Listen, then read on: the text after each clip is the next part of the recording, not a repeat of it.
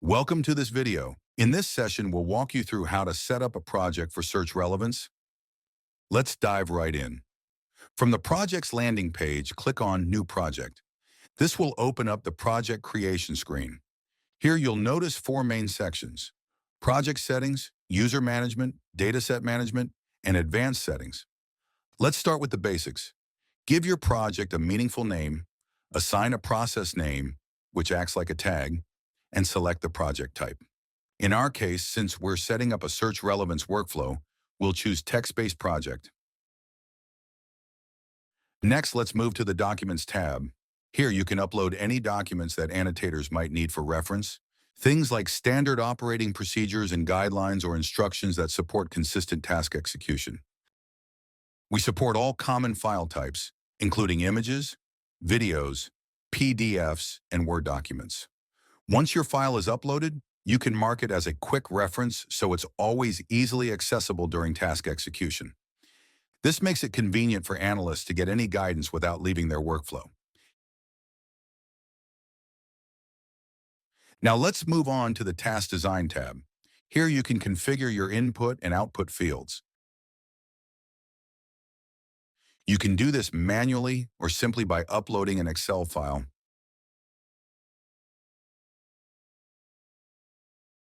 Once uploaded, the columns in your Excel sheet automatically become your input fields. Each field can be customized, for example, changing a display URL field type to web page. Similarly, output fields can also be configured manually.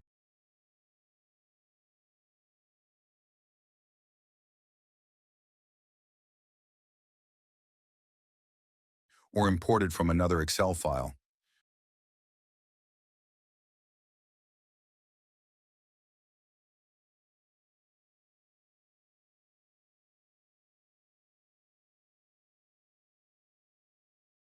You can even mark specific fields as mandatory, ensuring that a task can't be submitted until all required inputs are complete.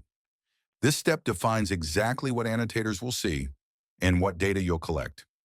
Next, let's design how your task page will look.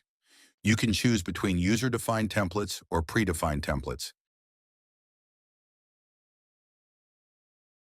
In this example, we'll go with a custom user-defined template.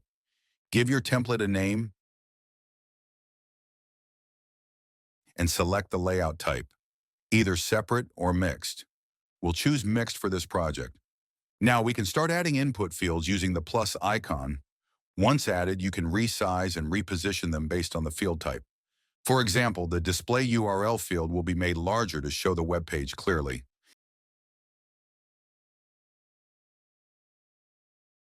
After configuring the input fields, add the output fields, rearrange them as needed, and assign the corresponding field names. Once the layout looks good, click Save Template. Your task UI is now ready for use. Next, we'll set up the execution levels, or in other words, how many stages of review your project will go through. By default, there's one level. Annotator. Let's add another level for quality check.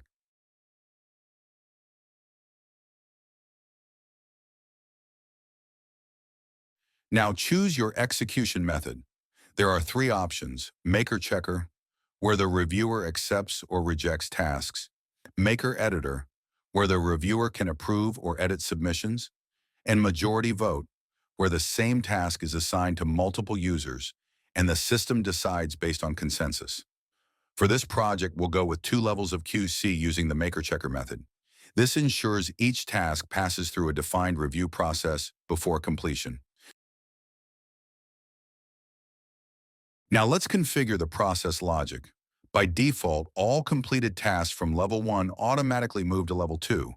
But what if you only want a certain percentage of tasks to go for QC?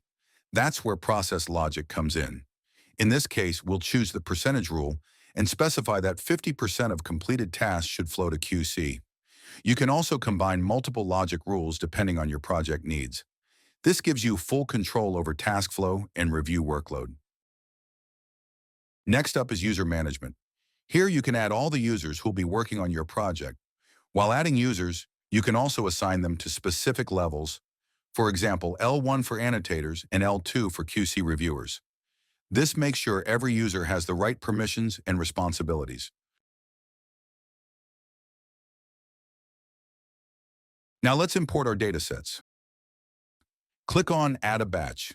Assign it a priority number. Remember, the higher the number, the higher its execution priority.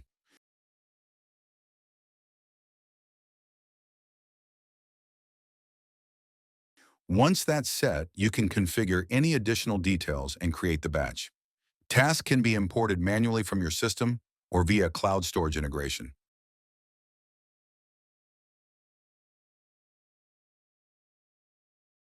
In this example, we'll import tasks from the local system.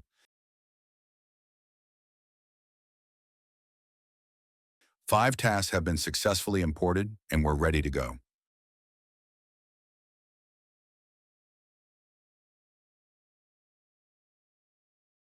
Now that the setup is complete, the project is ready for execution.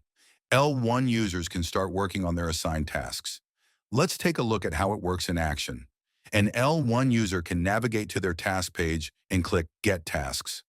All the fields appear exactly as designed in the UI layout. Once they complete their work, they can submit the task. Now let's log in as an L2 user. When they click Get Tasks, the QC tasks appear with the L1 user's outputs pre-filled.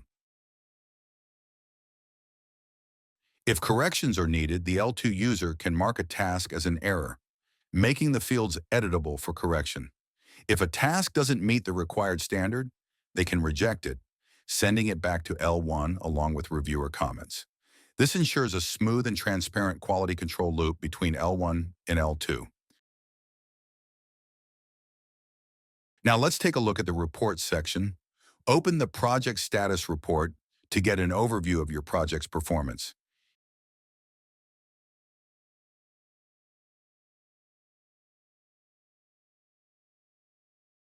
Here you'll find metrics such as productivity, average handling time, AHT, and error percentage for both L1 and L2 users.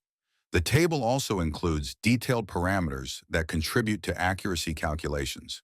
You can view this data for any time period, daily, weekly, monthly, or yearly. You can even download the report for deeper analysis and insights.